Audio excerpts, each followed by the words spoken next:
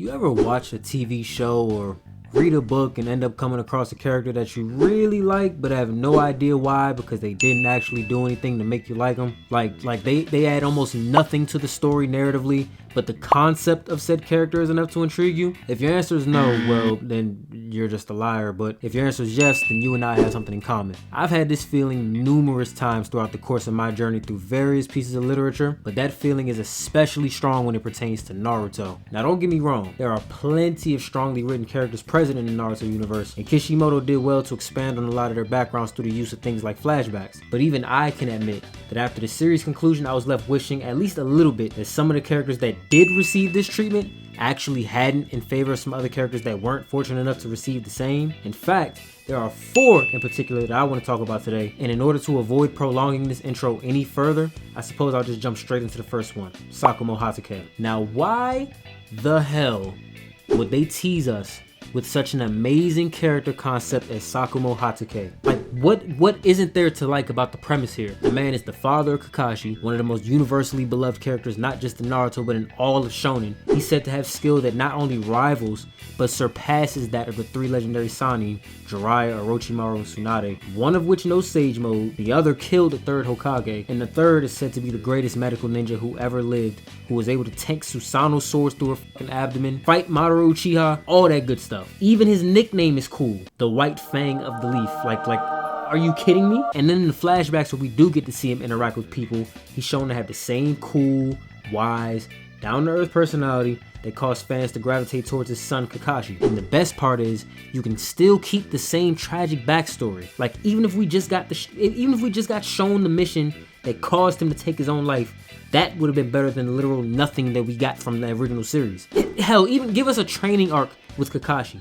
Something. Give us anything would have sufficed. I promise you. But anyways, like I could talk about this forever, but let me just move on to the next entry on the list for time's sake. Don Kato. Now, wait. Just hear me out before you click out the video. I know I might be in the minority here, but just give me a second to make my point here. This dude might actually have had the potential to be one of the most broken characters in this series. Whoever got rid of this guy in the main series needs a fucking statue built in his honor, because I don't see how any regular ninja could have pulled that shit off. We got a brief showcase into his abilities during the 4th War, where we saw he possessed an ability called the Spirit Transformation Technique. It basically allows him to either A, become a living spirit and traverse freely around the battlefield while attacking his opponents, or B, take actual fucking control over his opponent's bodies entirely. Like, what? He also displayed expert level chakra control, being able to restore Tsunade's chakra to allow her to reactivate her 100 healing seal in the fight against Madara.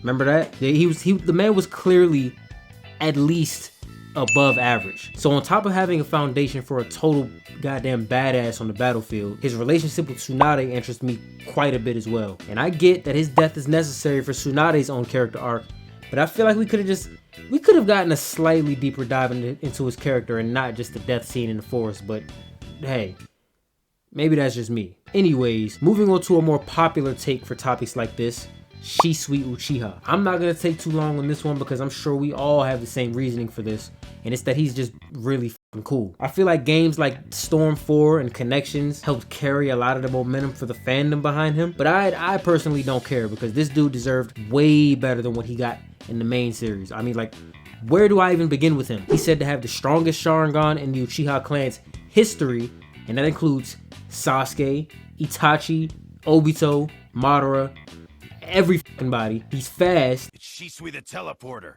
and we're no match for him. And for some reason, fast characters are cool in every goddamn thing. It doesn't matter what you're watching or reading. They're always cool. He's the mentor / older brother figure for Itachi. He was confident that he could single-handedly stop the coup d'etat and prevent the entirety of the massacre from happening. His design is cool with the little holster that he wears around his back to put his little sword in. Like, everything you can think of when you hear the word aura just applies to Shisui. Look up aura in the dictionary and a picture of this guy pops up. Then you got the perfect Susanoo that I know wasn't exclusive to the game, but still, like, the potential for such an iconic character was there. And I feel like we may have gotten some of the satisfaction back with Minato. Plus, we've already got a few overpowered Uchiha, but like, bro, I don't care, man. Shisui is fucking awesome. And as a side note, it also really sucks how he went out Like, I really think they could have handled that just... we didn't have to let Danzo just kill him in the most embarrassing fashion possible in 3 different versions, but I digress. Like, you agree, we all know Shisui's way too underused in this series, and we definitely should have gotten to see him more. Now, lastly on the list, we've got another Uchiha, and I've actually got a bit more to say about this one. The person I'm referring to is Mr. Fugaku Uchiha, Sasuke and Itachi's father, head of the Uchiha clan, all that good stuff. You know the story. To start, we can talk about the mystery surrounding his power, more specifically his Mangekyo Sharingan. We don't know exactly what his ability is, as it's never been shown, but it has been stated by Fugaku himself that he believes he can control the Nine Tails, which actually leads me to my main point here. Yes, it would have been cool to see a character that even Itachi himself has stated he wasn't confident he could defeat in a battle, cut loose on screen or panel for once. But my interest more so lies in his potential as a character off the battlefield. We got some short glimpses of his interactions with both of his sons, and then his interaction with Itachi, specifically the night of the massacre, but I feel none of it actually told his full story behind who he is as a person and his motivations behind some of his actions. I would have loved to have seen some of his behind the scenes interactions with Mikoto, his wife, with him expressing not only his love for, but his belief in his son Sasuke. I would have loved to have seen some of the political conversations had between he and the village elders that ultimately led to him coming to the conclusion that a coup d'etat was the best path forward for not only him, but his clan. Or maybe even as a spin-off story in one of the fucking, I don't know, infinite Tsukuyomi dreams or whatever. We could have seen with a reality where Fugaku stole control of the Nine Tails from Obito, and subsequently helped Minato and Hirus and track him down and ultimately deal with him would have looked like. Like, I feel like just off the top of my head, the possibilities were endless with this character, and all we ended up getting was some stoic, closed off, antisocial character that leaves everything up to the imagination. Like, I don't know. That could just be me though, since obviously these are my opinions and everyone's entitled to feel differently. And speaking of which, I am genuinely interested in hearing you guys' thoughts on this. Is there anybody I missed? Do you agree or disagree with my list and the reasoning behind it? You let me know in the comments, as well as any potential videos you guys may want to see. Drop a like if you enjoyed, subscribe if you're eager to see more, and I'll catch you guys next time.